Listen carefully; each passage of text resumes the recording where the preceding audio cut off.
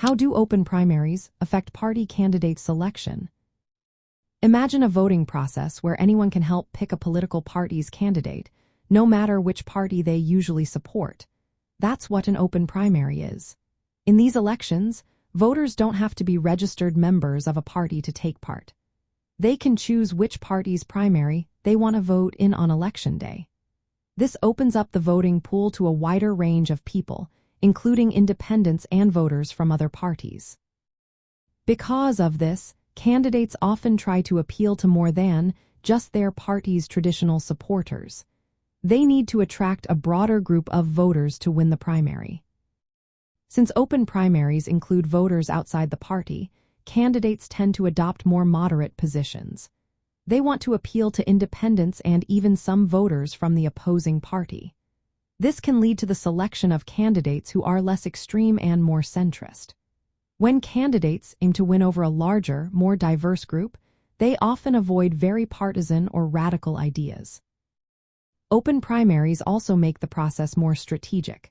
Some voters might vote in the other party's primary to influence the outcome.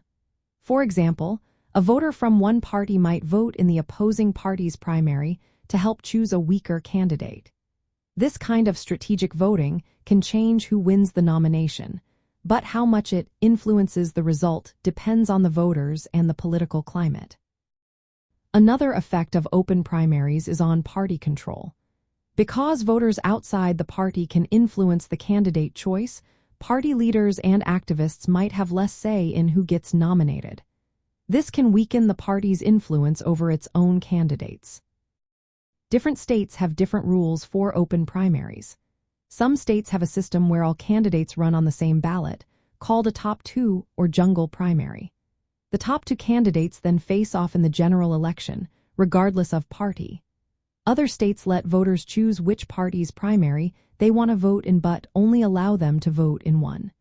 These differences change how candidates are selected and how voters strategize. In the end, open primaries tend to produce candidates who are more centrist and appealing to a wider audience. They encourage more participation from voters who aren't regular party members.